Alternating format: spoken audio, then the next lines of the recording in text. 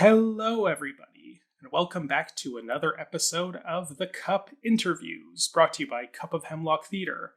This is actually episode 101 of the series. A few weeks ago, we released our 100 episode roundtable, and then we gave ourselves a couple weeks off as a well-deserved break as we celebrate the milestone, but now we are back and coming in hot with some exciting content to inaugurate the new fiscal year, theater season, whatever you want to call it, post 100. So I am joined today, my name is Ryan Borochovitz. I will be hosting this episode, and I am joined today by Jade Walker, who is a playwright, poet, multifaceted theater artist who is currently preparing for the Vancouver Fringe run of the play Bruno and Hogginfritz. I hope I'm pronouncing that right, Hogginfritz? Yes.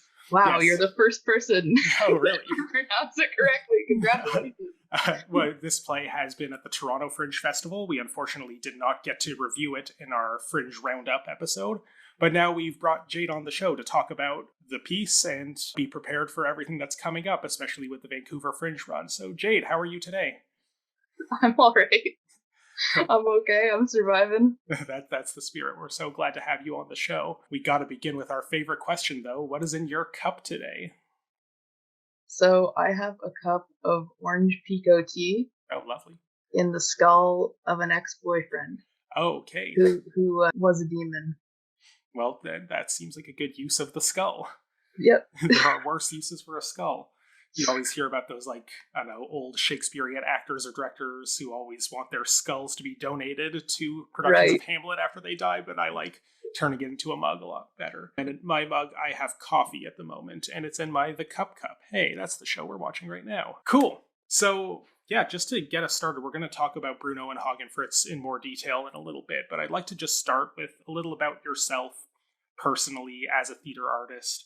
Maybe some stuff about how did you first get into theater, some of your primary roles in the industry, maybe some relevant training, influences, experiences, earlier projects, etc., etc. The floor is yours to describe yourself as you please. Sure. So I first got into theater acting in school plays. Nice. So many of us do. So my first role ever was a Lullaby League Munchkin in The Wizard of Oz. Nice. But I didn't really have a passion for it then. I was too young to really comprehend or, have any strong feelings towards it. It was just kind of something I was pushed into because my sister did that. And yeah, I did that too. And then I didn't really get into theater acting until I was part of her theater company, my sister Erin J. Walker's theater company, which at the time was called Bumble Tea Theater, but then grew into Tinker Space Theater. Nice. So she was 17 creating original work in London, Ontario, when no one else was. And then I was just hooked from that point onwards. I was in her play Twicken's Book, which was a very surreal, absurd play, and just had a little role in that. And I was addicted ever since. It was on at TAP in London, Ontario. And yeah, that was really how I discovered my passion for acting. And then writing, I didn't really take my writing seriously until high school. But even then, I didn't share it with anyone. And at the time, I'm still writing this novel, actually. Hoping that I could get a first draft written of this novel by the fall. I was really into writing fiction, but I found that I liked writing dialogue a lot. And my drama teacher, Julia Webb, told me that I should try playwriting. And that's how I got into playwriting. So without Julia Webb, I wouldn't be a playwright. Shout out to Julia Webb if you're watching. This is all you. Yes, absolutely. No, it's always lovely to have those encouraging drama teachers or English teachers who just kind of push you to, try something new and find out you really have a passion for it. Yeah, and then I started writing plays, and I didn't know if my writing was any good. There aren't very many outlets for young writers to share their writing. And so to be able to do that in high school in my final year and share that scene that I wrote and to see the audience with tears streaming down their faces because they were laughing so hard. Like, I had no idea that my writing could elicit that response or reaction from people. And so then I started writing Bruno Hogginfritz. So that was your second play? Like that? Yes. Wow. Right after high school? Yes. Wow, that's impressive. Like the trajectory. And it was a 3-page comedy sketch. It wasn't the full play at all.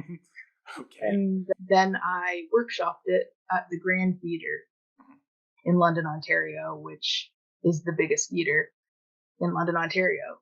Like, right out of high school, I just submitted it on a whim to something called the Playwrights Cabaret. And my year was the last year that this existed. It doesn't exist anymore. And yeah, and then I just kept writing it because people wanted more of it. People wanted it to be longer, and they wanted it to be a full play. And it was performed at the McManus Theatre under the Grand. And yeah, the rest is history. I just kept workshopping it. Wow. And it grew and grew. Wow, that's wonderful. Like, that's quite the journey trajectory. Very impressive, and quite accomplished at that stage for your second attempt at a play to already have grown into this wonderful, remarkable piece. You're also a poet, I believe, correct? Yes. Yeah. Do you find that your poetry writing and your playwriting ever commingle or bounce off each other, or do you see them as very separate activities? I actually see them as very separate. And, I wrote poetry in high school, but again, I never shared it with anyone. I didn't share it until, and then I ended up publishing a book of it. Because I did a contest that was a write a poem a day contest in May of 2020. And whoever could do that and submit a poem a day got their poetry published through Bookleaf Publishing. And so, yeah, I just shared it online. I just thought, okay, it's, I have all this poetry. It's time to share it, because it's just been, sitting on my computer, and yeah, I have to share it. I find that a lot of my poetry is heavily inspired by nature and my own healing from trauma. And I find that it's also, a lot of the time, I'll write songs, and the songs are the poetry. So yeah, I can envision them more as songs, or maybe like performative pieces, but it isn't something that I have, it's something that I've wanted to experiment with, having it be like a whole atmospheric, theatrical song and piece, like multidisciplinary performance. Right. But I haven't gotten around to it yet. There's time. You're still quite, as you just said, quite new at this, and there's a lot of time to experiment. And now that you've had this great liftoff with your poetry book, and now with Bruno and Hogginfritz, I think there's lots of interesting avenues for you to develop and experiment further. And I think that's so cool that, May of 2020, you said, when so many people were stagnating creatively and life in general, and you became a published poet in that time, in the middle of the pandemic, or the height of the early days of the pandemic. So that's very impressive. A silver lining. Yeah, there had to be some, right? Okay, well, you've already started talking about the development process of Bruno and Hogginfritz, but let's just start for those who maybe didn't get a chance to see it in Toronto or other Fringe festivals, and are maybe excited to see it in Vancouver, or on the fence about whether or not they will see it in Vancouver. Give us your elevator pitch. How would you describe the play Bruno and Hogginfritz to somebody who has not seen it, to try to entice them to come? Bruno and Hogginfritz is a play about an insane man with magical furniture who falls in love with his postman. Okay, yeah. That's as far as elevator pitches go. Okay, I'm going to get off the elevator now, but I want to see that play. That sounds great. Yeah, no, I think that. Wow.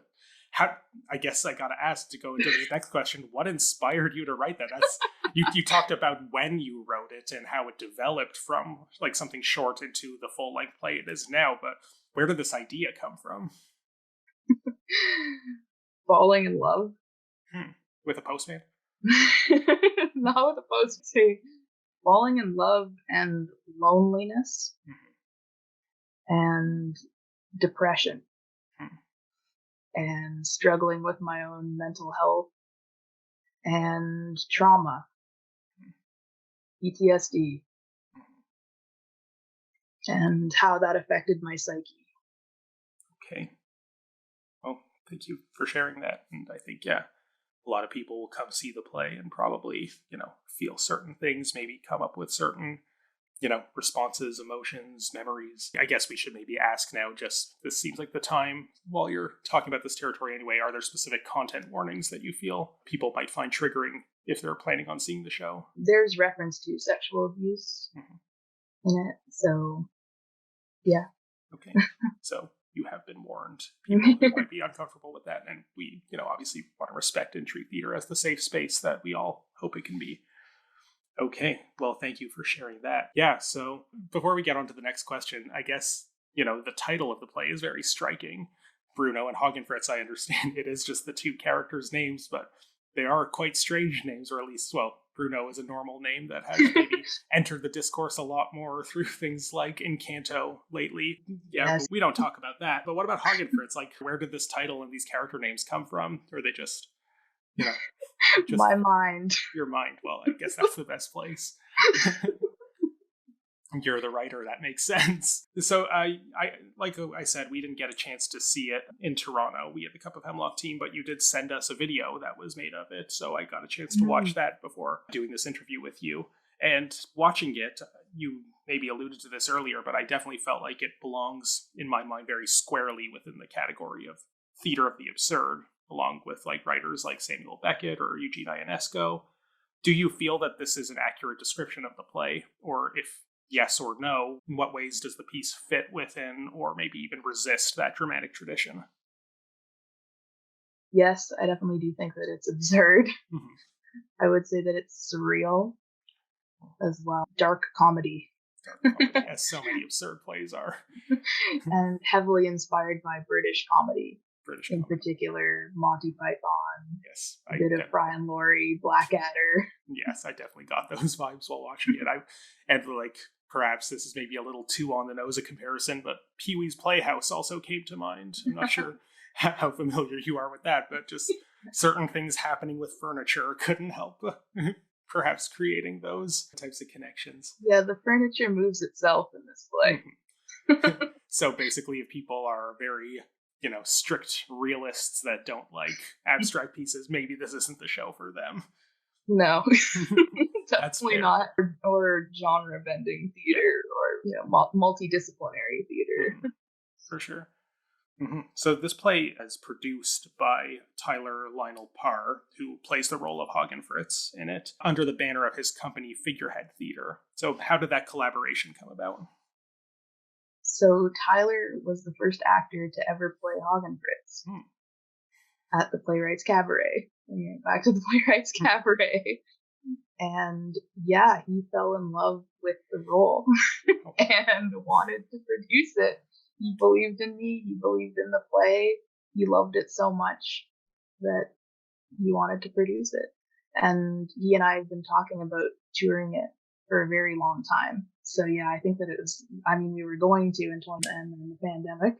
And you became a published poet. I became a published poet in that time frame. And then we were just waiting to produce Bruno Hogginfritz. And yeah, give it the tour that it deserves. Very nice. I think it is a very fringy play. Oh, I would definitely agree with that. It has that kind of fringe feel, which, some people might not even know, well, what do you mean fringy play? But when you see it, it kind of has this, I feel like rough around the edges isn't even the right way to describe it, but it is just very much, small cast, very strange, experimental, belongs in that kind of space. I'd have a hard time picturing Mirvish, wanting to pick it up, not anything against its merits, just because it doesn't necessarily fit into that type of, large mainstream appeal that, big musicals like they typically do, or large plays, although perhaps that's something that we could change, or in the years we'll see how things go. I hope that changes. Yeah, well, keep writing and maybe it will. So this I thought was interesting, and much of the publicity materials for the piece You include a testimonial quote from Canadian theatre icon Daniel McIver, who describes the piece as, quote, sublime, end quote. In what context did he encounter the play and make this appraisal? So Daniel McIver was at the London Public Library as the writer in residence there. I know. Wow. Hard to believe. It's, talk about surreal. Mm-hmm. Why is Daniel McIver in London, Ontario at all? But he was. And he was also workshopping a one-man show of his at the Grand Theatre. Mm. And he wanted feedback on that and did, an experimental performance of it for a couple nights. But while he was at the London Public Library, anyone from the community could make an appointment with Daniel McIver and give him their writing and get feedback on it. Okay. And so I did. Just brought him the script and he read it and said, sublime, here you go. Yeah, after he read my script, that's what he said. Wow.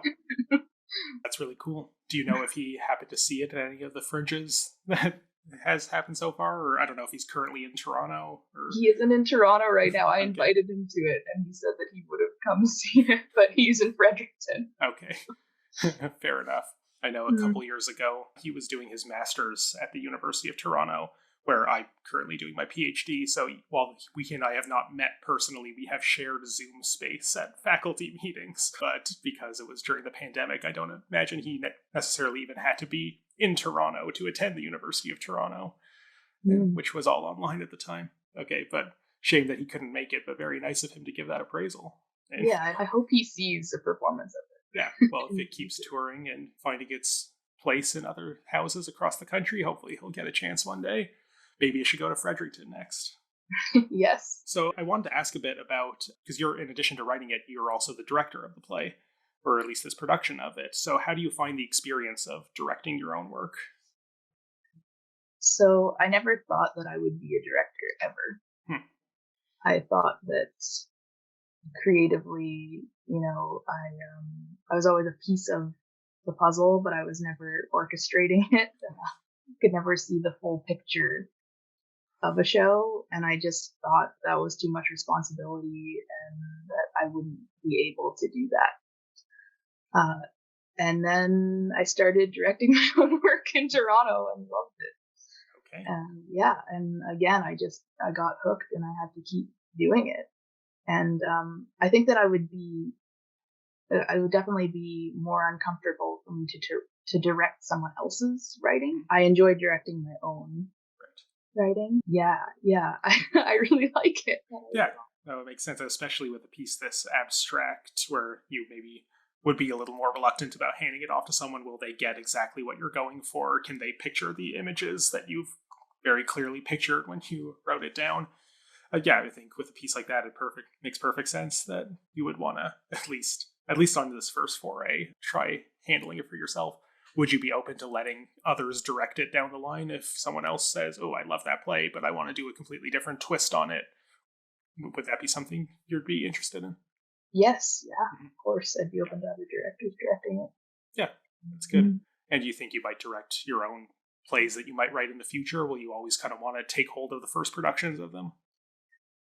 I like doing it first. Yeah, you be the first one, set the precedent and let others come in and maybe do something different as long as you get the claim on this is what the show looks like the first time. Mm-hmm. Mm-hmm. Yeah, that makes sense. So it's been touring right now.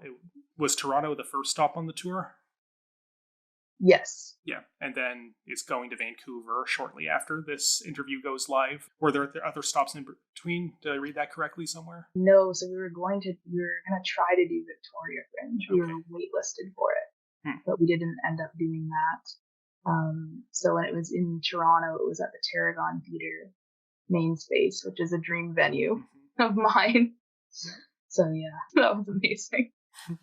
Yeah. So do you know which venue you're in Vancouver yet? Yes, we're in a place called The Nest. So it's a studio theater, so not as big. I really wanted to see this show performed on a larger stage, like the Tarragon Theatre main space, because it's only been performed in black box theaters, and I know that it does well in them. Mm-hmm. So yeah, it really meant a lot to me to be able to do it on a larger scale, like the largest scale we could possibly do, and see if it worked. And it definitely did. Yeah. Like, are you finding that you now have to scale it back down to accommodate this new space? Is it maybe changing some of the direction a little bit? Every time you're in a new space, it changes. Okay. In a good way? Yeah. That's good. I'm happy to hear it. Yeah, well, it's interesting. So I guess you can't really comment yet on how Vancouver is going, if that's only the second stop and final stop on the tour for now, I believe. Is that correct? We wanted to do a couple nights in London, Ontario, so we're trying to swing that. And then we might do it for a couple nights in Toronto. Okay. Just because the Toronto cast wants to do it again so badly. So it is a different cast in each city. Yeah, my Vancouver cast is all different except for Tyler. Okay. He loves this role so much he will travel with it everywhere, which makes sense if he's also producing it. How have you gone about finding these casts in different cities? Like, do you have contacts in Vancouver that you called up, or did you have an audition process? I had an audition process, and I posted on Equity's website for Vancouver, and then asking around and discovering who else is in the festival. Right. Too. That's good. Yeah, I feel like we don't often hear the perspectives of people who tour shows that have malleable casts. Often, like, when people do a touring Fringe show, it's like, it's my one-person show, so all I have to do is hop on a plane and maybe bring a stage manager, or maybe find a stage manager in the city. But yeah, in a play like this that has its 4-person cast, I'm remembering correctly, right? Yeah. Yes. Yeah. It's odd that theater is a rarity at the theater festival that is the Fringe. That is what the Fringe is. Well, yeah, it depends on how we define theater in a broad canvas, but certainly like playwriting itself in like scripted drama in that way that isn't necessarily monologues or one-person shows. Or a one-person show. Yeah, those definitely tend to be the Fringe Festival staples, but yeah, it's always a refreshing, breath of fresh air when we have an exciting, weird, cool play like yours that I hope you definitely get out a lot of people into the audience in Vancouver. So you have the plans after Vancouver to possibly do it again in London. Any other ideas after that? Has anyone maybe expressed interest in alternative productions, or right now it's just wait and see? I have a UK cast who wants to do it. Well, that's exciting. I would love to do a UK tour of it. Okay. Possibly for next year's Fringe circuit, or are you thinking even sooner? Next year. It would be next year or later. Well, that'd be exciting, and I hope you manage to get that together. Would it then be the same cast performing in multiple UK venues, or maybe just one, or different casts in different cities? I don't know. Too early, too much logistics. Sorry to be asking all this. I'm just excited that it's going to have an international afterlife, which sounds really cool. So that's about all of my questions about Bruno and Hogginfritz specifically. But before we sign off, I do want to ask what's next for you personally, aside from Bruno and Hogginfritz. Do you have any other forthcoming projects, ideas? You mentioned a novel that may or may not eventually get finished. It will get finished. I believe in you. Saying that. It will be finished. Put it out into the universe and it'll happen. I will finish the first draft of my novel in the fall. That's great. And then I'm collaborating with a theater company in London, Ontario called First Steps Theatre. First Steps. Which, they're a young, up-and-coming theater company who's devoted to new work. And so I'll be workshopping a play of mine with them. And that will be performed in March. Oh, okay. In London, Ontario. Do you have a title for that play yet, or still in development? Mona and Lisa. Mona and Lisa. That's interesting. Very Da Vinci-esque. Would you say it's a similar vibe or genre or style as Bruno and Hogginfritz, or completely different? I think it's quite different. Okay. And it's reimagining historical figures as queer women. Oh, well, that's always fun. And I'm noticing a theme in this cohesive body of work. So that's exciting. So people like Bruno and Hogginfritz, I would highly encourage people to check that out. In March, you said? Yes, March. Okay. And hopefully, if you get more information about that down the line and want to send it to us, we'd be happy to promote it for you. Okay.